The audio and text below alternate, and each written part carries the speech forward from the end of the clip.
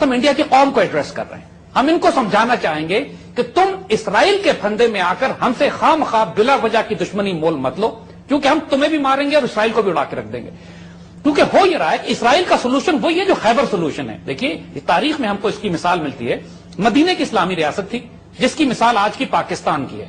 इसी तरह मक्के की मुशरिक रियासत थी जो आज का हिंदुस्तान या भारत की रियासत है, और मदीने के नॉर्थ में खैबर की बस्ती थी जो यहूदी बसा करते थे। और फतेह मक्का मुसलमान 8 साल कोशिश करते रहे मक्का फतह करने की, मुसलसल प्रॉब्लम, कॉन्फ्रंटेशन, क्लैशेस होते रहे, मक्का नहीं फतह हुआ। 9 हिजरी में हुजूर सल्लल्लाहु अलैहि वसल्लम ने स्ट्रेटेजी तब्दील की, मक्के की तरफ से रुख को फेरा, खैबर की तरफ रुख कर लिया और खैबर को फतह कर लिया। जिस लम्हे फितना खत्म हो गया, खैबर फतह हो गया, अगले साल मक्का बगैर लड़े फतह हो गया। देखिए this is exactly the example today. आज दुनिया में सबसे बड़ा फितना इसराइल है।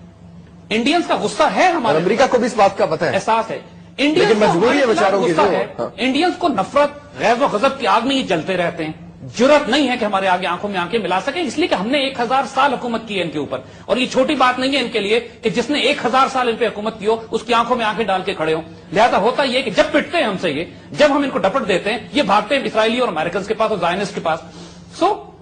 इस वक्त हमें अपनी पाकिस्तान की डिफेंस पॉलिसी में कैटेगोरिक अनाउंसमेंट करनी चाहिए, जैसे हमने 1984 में की थी, कि अगर हमारे न्यूक्लियर एसेट्स पर अटैक आया तो हम इसराइल को भी मारेंगे, तल अवीव का भी नामो निशान मिटा देंगे और इंडिया का भी दिमाग ठीक कर देंगे। पूरी तरह तैयार है। जो हमारी इत्तलात हैं, गुलबदीन हिकमतयार, हक्कानी और मुल्ला उमर अभी सऊदी अरब में मिलकर आए हैं सऊदी बादशाहों से, पूरी तरह गारंटी उन्होंने की है कि वो किसी किस्म की दहशतगर्दी अफगानिस्तान से नहीं होने देंगे। नंबर 2, किसी अफगानिस्तान की जमीन को किसी मुल्क के खिलाफ नहीं इस्तेमाल करेंगे और ड्रग्स का खात्मा करेंगे। ये 3 शराइत, तो इसी पे तो जंग हो रही है ना, दहशतगर्दी की जंग यही तो है ना। अगर ये अफगान ये गारंटी कर रहे हैं तो पाकिस्तान को पूरी तरह अमेरिका से सवाल करना चाहिए, उनको डिमांड करना चाहिए कि तुम्हारे अफगानिस्तान में होने का कोई जवाब नहीं है, हमारे लिए सिक्योरिटी के खतरात पैदा हो चुके हैं, तुम यहां से निकलो वरना हम तुम्हें निकालने का बंदोबस्त करेंगे। और इनको निकालने का बंदोबस्त कोई मुश्किल नहीं है, सप्लाईज बंद कीजिए, अफगान तालिबान को थोड़ा सपोर्ट कीजिए, और जिस तरह लाशें निकलेंगी इनकी, अगर जिंदा नहीं निकलना चाहते तो हम डब्बों में बंद करके भेज देंगे इन्हें। और this is something that our politicians should do.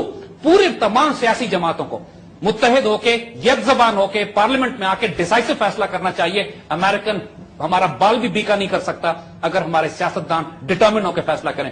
जिस लम्हे आपने अमेरिकन को अफगानिस्तान से निकाल दिया, इसके बाद भूल जाइए कि इंडिया कभी थ्रेट कर सकेगा आपको।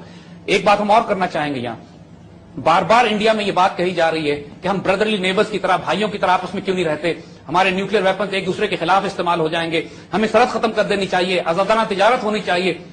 देखिए हम इन सारी बातों पर कायल हैं और हम सिर्फ ये बताना चाहते हैं कि हम ये चाहते हैं कि सारे झगड़े खत्म हो, और उनको खत्म करने का एक ही तरीका हमें नजर आता है कि पूरे हिंदुस्तान को यूनाइट करके एक बड़ा मुल्क बना दिया जाए और उसका नाम पाकिस्तान रखा जाए, परचम सब्ज लाली हो और पाक सरजमीन का तराना हो और रेडियो पाकिस्तान दिल्ली की आवाज आए।